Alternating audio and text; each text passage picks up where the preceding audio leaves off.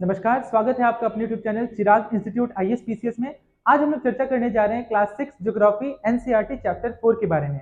जैसा कि पिछले क्लास में हम लोगों ने पृथ्वी की गतियां के बारे में पढ़ा, जिसमें हम लोग दैनिक गति, जिसमें हम लोग घूर्णन की वजह से दैनिक गति होती है, और वहीं ऋतुओं में परिवर्तन जो होता है वो परिक्रमण गति की वजह से होता है। तो उन चीजों को समझने के बाद आज हम लोग समझने का प्रयास करेंगे चैप्टर 4 में कि जो मानचित्र होते हैं वो कितने प्रकार के होते हैं। ठीक है, तो मानचित्र जो है वो टोटल 3 प्रकार के होते हैं। एक पॉलिटिकल मैप, एक को कहा जाता है फिजिकल मैप, और तीसरा है आपका थीमेटिक मैप। तो इन्हीं जो मानचित्र है, इन्हीं जो मैप है, इसी को हम लोग समझने का प्रयास करेंगे कि आखिर किस आधार पर किसे पॉलिटिकल मैप या फिर थीमेटिक मैप या फिर आपका फिजिकल मैप कहा जाता है।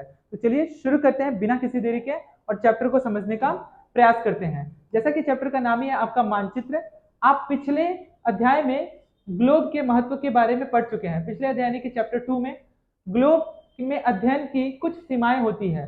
जब हम पूरी पृथ्वी का अध्ययन करना चाहते हैं तब ग्लोब हमारे लिए काफी उपयोगी साबित होता है। लेकिन जब हम पृथ्वी के केवल एक भाग जैसे अपने देश, राज्यों, जिलों, हमारे देश में टोटल कितने राज्य हैं? तो टोटल 28 राज्य हैं। और वहीं केंद्र शासित राज्यों के बारे में अगर बात करें तो टोटल कितना है? अभी 8 है।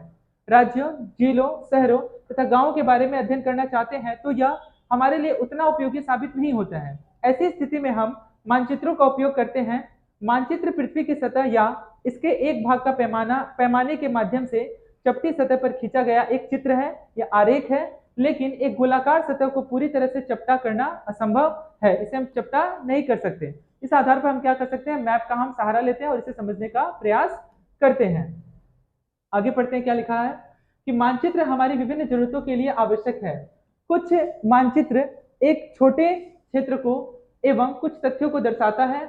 दूसरे मानचित्र में एक बड़ी किताब की तरह तथ्य हो सकते हैं। जब बहुत से मानचित्रों को एक साथ रख दिया जाता है तब एक एटलस बन जाता है। एटलस, ठीक है। एटलस विभिन्न प्रकारों तथा अलग अलग पैमाने से खींची गई मापों पर आधारित होता है। मानचित्रों से एक ग्लोब की अपेक्षा हमें ज्यादा जानकारी प्राप्त होती है। मानचित्र विभिन्न प्रकार के होते हैं जिनमें से कुछ को नीचे वर्णित किया गया है। जैसे कि भौतिक मानचित्र, इसे ही इंग्लिश में कहते हैं फिजिकल मैप। राजनीतिक मानचित्र, जिसे इंग्लिश में पॉलिटिकल मैप कहते हैं, और एक है थीमेटिक मैप।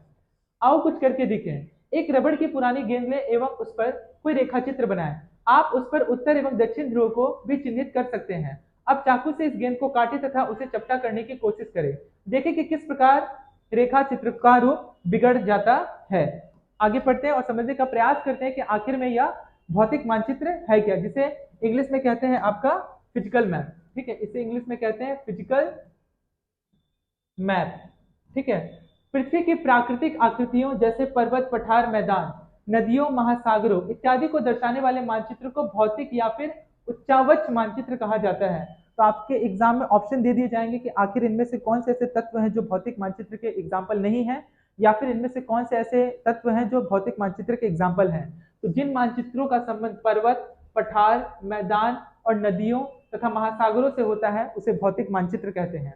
आगे बढ़ते हैं। राजनीतिक मैप, जिसे पॉलिटिकल मैप कहते हैं, राज्यों, नगरों, शहरों तथा गांवों और विश्व के विभिन्न देशों एवं राज्यों तथा उनकी सीमाओं को दर्शाने वाले मानचित्र को राजनीतिक मानचित्र कहते हैं। यानी कि राजनीतिक मानचित्र में वो तमाम चीजें शामिल होंगी जिसमें राज्य आए, नगर, शहर, गांव तथा विश्व के विभिन्न देशों और राज्यों के बारे में उसमें जानकारी प्राप्त हो, उसे हम कहेंगे राजनीतिक मानचित्र। तो आप दोनों में यह अंतर समझ गए होंगे कि पॉलिटिकल मैप और फिजिकल मैप में क्या अंतर है।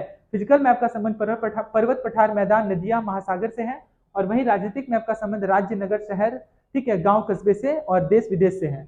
आगे बढ़ते हैं और एक मैप बाकी रह गया है जो कि नाम है आपका थीमेटिक मानचित्र, जो कि वेरी वेरी इंपॉर्टेंट है, एग्जाम में पूछा जाता है। आगे बढ़ते हैं, क्या लिखा हुआ है इसमें? कुछ मानचित्र विशेष जानकारियां प्रदान करते हैं, जैसे सड़क मानचित्र, वर्षा मानचित्र, वन तथा उद्योग आदि के वितरण दर्शाने वाले मानचित्र इत्यादि। इस प्रकार के मानचित्र को थीमेटिक मानचित्र कहते हैं। यानी कि थीमेटिक मानचित्र का संबंध होता है सड़क मानचित्र से, रोड मैप से, वर्षा मानचित्र से, वन से, उद्योग से। इन मानचित्रों में दी गई सूचना के आधार पर उनका उचित नामकरण किया जाता है। मानचित्र के 3 घटक हैं, वेरी वेरी इंपॉर्टेंट, ये आपसे एग्जाम में पूछा जाएगा, वेरी वेरी इंपॉर्टेंट। मानचित्र के टोटल 3 घटक हैं। एक है दूरी, इससे हम दूरी का पता लगा सकते हैं मानचित्र के आधार पर कि कौन सा जगह किस स्थान पर है।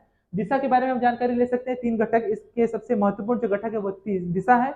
क्यों? क्योंकि इस आधार पर हमें दिशा का निर्धारण अगर हमें ज्ञान नहीं होगा तो हम पूर्व की जगह पश्चिम की तरफ चले जाएंगे। और प्रतीक, कुछ सिंबल भी होते हैं जिसके आधार पर उस जगह की पहचान होती है। जैसे कि अगर मैं ताजमहल के बारे में बात करूं तो हमारा सबसे पहले ध्यान में आता है आगरा, ठीक है, जो कि उत्तर प्रदेश में अवस्थित है।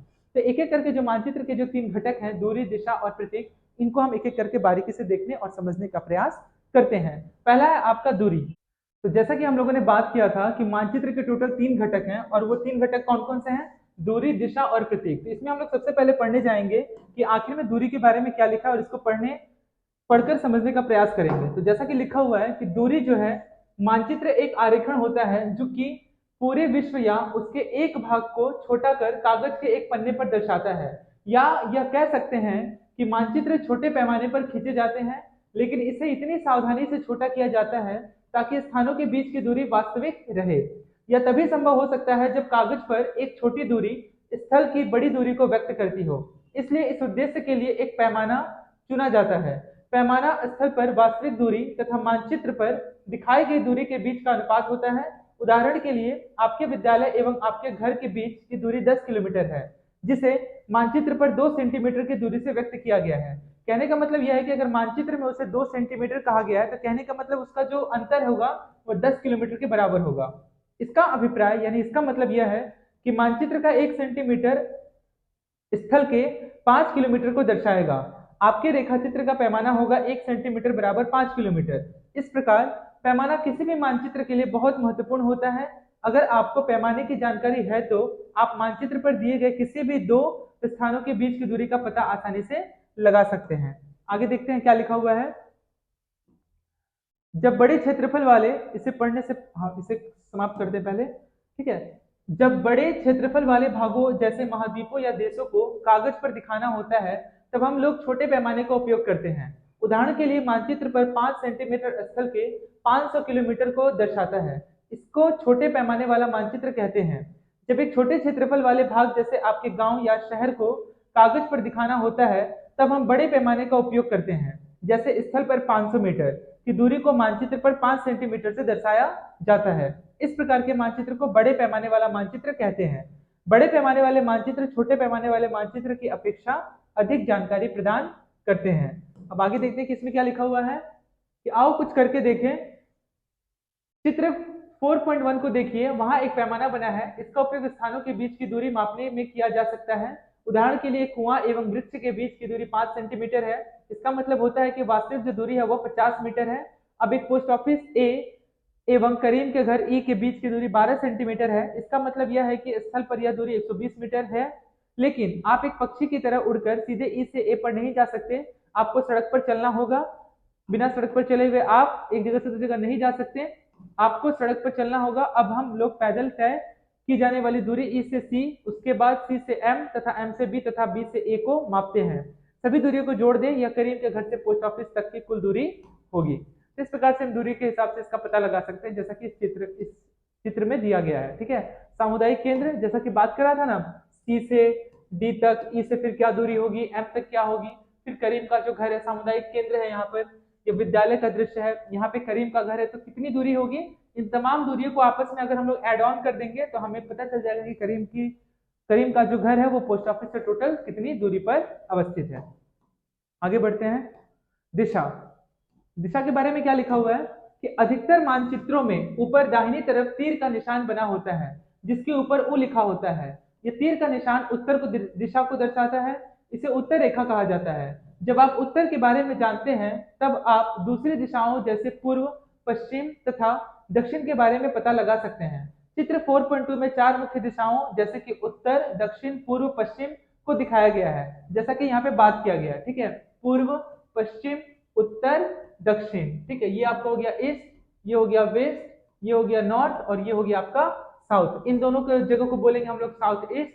ये हो गया आपका नॉर्थ ईस्ट, ये हो गया आपका नॉर्थ वेस्ट और ये वाला हिस्सा जो है आपका हो गया साउथ वेस्ट। ठीक है, आगे बढ़ते हैं। वे प्रधान दिग्बिंदु कहे जाते हैं। तो प्रधान दिग्बिंदु किसे कहे जाते हैं, तो पूर्व, पश्चिम, उत्तर, दक्षिण जो दिशा होती है उसे ही प्रधान दिग्बिंदु कहा जाता है, क्योंकि उसी को ध्यान में रखकर के हम किसी दिशा का पता लगाते हैं। बीच की 4 दिशाएं हैं उत्तर पूर्व, दक्षिण पश्चिम तथा उत्तर पश्चिम।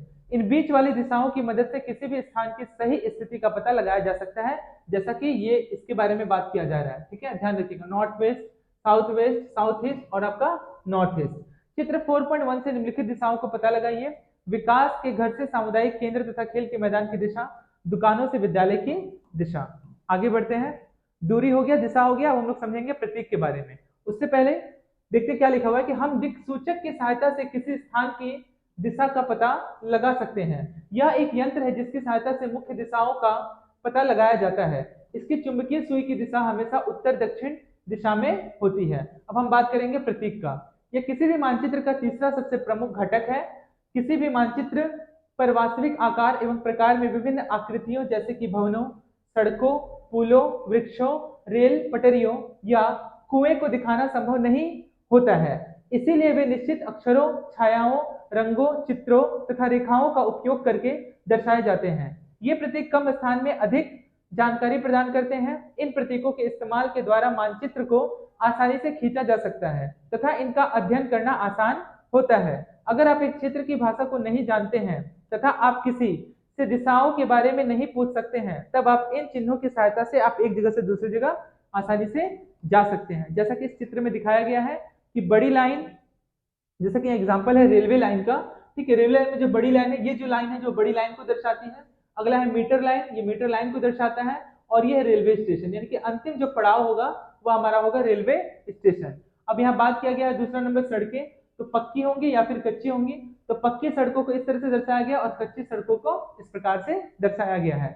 बात रही बॉर्डर यानी कि सीमा की, तो अंतरराष्ट्रीय सीमा हो सकती है, राज्य की सीमा हो सकती है और जिला की सीमा हो सकती है। तो अंतरराष्ट्रीय सीमा को इस प्रकार दर्शाया गया है, राज्य की सीमा को कुछ इस प्रकार और जिले की सीमा को कुछ इस प्रकार। यहाँ पे बात किया गया है ये नदी है, ये कुआं है, ये तालाब, ये नहर और ये पुल को दर्शाता है। नेक्स्ट है आपका ये मंदिर, ये गिरजाघर, ये मस्जिद और ये छतरी यानी कि टॉम, जिसे हम मकबरा भी कह सकते हैं।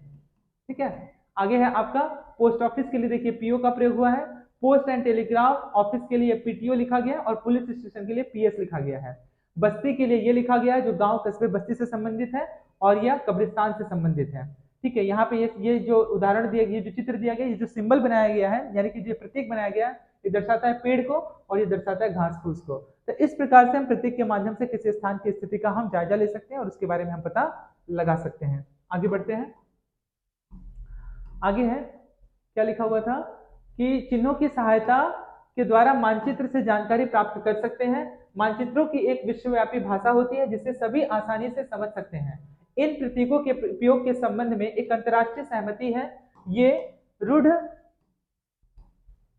ध्यान दीजिएगा जैसा कि यहाँ पे दिखाया गया है। ठीक है। क्या दिखाया गया? वसंतपुर है, ठीक है, यहाँ पे कुछ पेड़ हैं, ये कच्ची सड़कें हैं, ये गिरजाघर है, कुछ कस्बे और बस्तियां भी हैं और कुछ पेड़ पौधे भी लगे हुए हैं। यहाँ पे भी कुछ पेड़ है, यहाँ पे नदी है, जलाशय है, यहाँ पे भी कुछ पेड़ है, यहाँ पे पक्की बस्तियां हैं, सुंदरपुर जगह है। ठीक है। यहाँ पे देखिए मकबरा है और यहाँ पे कच्ची कस्बे हैं, गाँवें हैं कुछ। ठीक है। यहाँ पे रेलवे स्टेशन है, ये दर्शाता है रेलवे स्टेशन को, ये दर्शाता है पुलिस स्टेशन को। यहाँ पे विद्यालय है और यहाँ पे कब्रिस्तान है और यहाँ पे क्या है? मंदिर है। और यहाँ से क्या हो रही है? नदी एक जगह से दूसरी जगह में प्रवाहित हो रही है। तो इस प्रकार सिंबल के माध्यम से हम आसानी से किसी चीज के बारे में आसानी से पता लगा सकते हैं। आगे देखते हैं क्या लिखा हुआ था कि ये रूढ़ प्रतीक कहे जाते हैं। कुछ रूढ़ प्रतीक चित्र 4.3 में दर्शाए गए हैं। विभिन्न रंगों का उपयोग भी इसी उद्देश्य से किया जाता है। उदाहरण के लिए सामान्यतः नीले रंग का इस्तेमाल जलाशय, भूरा रंग पर्वतों, पीला रंग पठारों और हरा रंग मैदानों को दर्शाने के लिए किया जाता है। रेखा चित्र, रेखा चित्र एक आरेखण है जो पैमाने पर आधारित न होकर याददाश्त और स्थानीय प्रेक्षण पर आधारित होता है। कभी कभी किसी क्षेत्र के एक कच्चे आरेखण की आवश्यकता वहां के एक स्थान को दूसरे स्थान के सापेक्ष दिखाने के लिए होती है। मान लीजिए कि आप अपने मित्र के घर जाना चाहते हैं लेकिन आपको रास्ते की जानकारी नहीं है। आपका मित्र अपने घर के रास्ते को बताने के लिए एक कच्चा आरेखण बना सकता है। इस प्रकार कच्चे आरेख को बिना पैमाने की सहायता से खींचा जाता है तथा इसे रेखाचित्र मानचित्र कहते हैं। ठीक है। मान लीजिए किसी का घर जाना हो तो क्या होगा? एक इंडिकेट करेगा, यहाँ से बोलेगा सीधे जाने के लिए 5 किलोमीटर, उसके बाद आप यहाँ से नॉर्थ लीजिएगा 2 किलोमीटर, उसके बाद आप अपनी जगह पे क्या हो जाएंगे? आसानी से पहुंच जाएंगे। तो इसी टाइप का जो रेखाचित्र जो बनाया जाता है इसे ही हम कहते हैं रेखाचित्र मानचित्र। आगे बढ़ते हैं। इसमें कुछ खास है नहीं, आगे बढ़ते हैं। खाका, ठीक है। खाका के बारे में क्या लिखा हुआ है कि एक छोटे क्षेत्र का बड़े पैमाने पर खींचा गया रेखाचित्र खाका कहा जाता है या फिर खाका कहलाता है। एक बड़े पैमाने वाले मानचित्र से हमें बहुत सी जानकारियां प्राप्त होती है, लेकिन कुछ ऐसी चीजें होती हैं जिन्हें हम कभी कभी जानना चाहते हैं। जैसे किसी कमरे की लंबाई कितनी है, उसकी चौड़ाई कितनी है, उसका क्षेत्रफल कितना है, उसका परिमिति कितना है। ठीक है। मानचित्र में नहीं दिखाया जा सकता, उस समय हम लोग बड़े पैमाने वाला एक रेखाचित्र खींच सकते हैं जिसे खाका कहा जाता है। खाका से हम किसी जगह का, किसी कमरे की लंबाई चौड़ाई, उसकी ऊंचाई का पता हम आसानी से लगा सकते हैं। तो इस प्रकार से हमारा ये जो चैप्टर था मानचित्र, ये पूरी तरह से समाप्त हुआ। उम्मीद करता हूँ कि ये जो चैप्टर है आपको एकदम अच्छे से समझ में आया होगा। एक बार इसे आप अच्छे से दोहरा लीजिएगा, ये आपको आसानी से समझ में आ जाएगा। तो पहला प्रश्न जैसा कि लिखा गया है कि मानचित्र के 3 घटक कौन कौन से हैं। तो ये हम लोग अभी हाल ही में डिस्कस किए अभी तुरंत, कि मानचित्र के जो 3 घटक हैं वो 3 घटक कौन से हैं। तो एक है आपका दूरी, दूसरा है आपका दिशा, और तीसरा है आपका प्रतीक। तीसरा है आपका प्रतीक। इन तीनों के माध्यम से हम क्या कर सकते हैं, मानचित्र के 3 घटक का सहारा लेकर के हम इसे आसानी से समझ सकते हैं। अगला प्रश्न क्या है कि प्रधान दिग्बिंदु कौन कौन से हैं। तो प्रधान दिग्बिंदु कौन सा है, पूरब, पश्चिम, उत्तर, दक्षिण। ठीक है, वो कौन कौन से हैं, ईस्ट, वेस्ट, नॉर्थ और साउथ। ठीक है, तो इसका उत्तर यह हो गया आपका। अगला है कि मानचित्र के पैमाने से आप क्या समझते हैं। तो मानचित्र के पैमाने से हम विभिन्न तरीके के पैमानों को समझते हैं, और मानचित्र को देखने के लिए हम फिजिकल मैप आपका, फिर दूसरा है पॉलिटिकल मैप, और तीसरा थीमेटिक मैप का सहारा लेते हैं। अगला प्रश्न है मानचित्र एवं खाका के बीच अंतर क्या है। अभी हम लोग हाल ही में पढ़े, कौन सा मानचित्र विस्तृत जानकारी प्रदान करता है। तो बड़े पैमाने वाला जो मानचित्र होता है, बड़े पैमाने वाला जो मानचित्र होता है, यह विस्तृत जानकारी प्रदान करता है। अब हम लोग आगे बढ़ते हैं सही गलत की तरफ। तो क्या लिखा है सही गलत में। पहला प्रश्न है कि वृक्षों के वितरण को दिखाने वाले मानचित्र हैं। तो वृक्षों के वितरण को जानने के लिए हम किसका उपयोग करेंगे, हम थीमेटिक मानचित्र का उपयोग करेंगे। दूसरा प्रश्न लिखा हुआ है कि नीले रंग का इस्तेमाल किसे दिखाने में किया जाता है। तो नीले रंग का उपयोग जो है जलाशयों के लिए किया जाता है, यानी कि पानी के लिए। तीसरा प्रश्न है कि दिक्सूचक का उपयोग किसके लिए किया जाता है। तो मुख्य दिशा का पता लगाने के लिए दिक्सूचक का प्रयोग किया जाता है। अगला चौथा है कि पैमाना आवश्यक है। तो पैमाना क्यों आवश्यक है। तो पैमाना आवश्यक है मानचित्र के लिए। ठीक है, जिसमें मानचित्र के 3 घटक हो गए। ठीक है, दूरी, दिशा और प्रतीक। और मानचित्र के टोटल 3 प्रकार होते हैं, एक आपका पॉलिटिकल मैप, दूसरा फिजिकल मैप, और तीसरा है आपका थीमेटिक मैप। तो उम्मीद करता हूं कि ये जो चैप्टर है आपको एकदम आसानी से और अच्छे से समझ में आया होगा। ठीक है, आज के लिए इतना ही। आप सभी का बहुत बहुत धन्यवाद।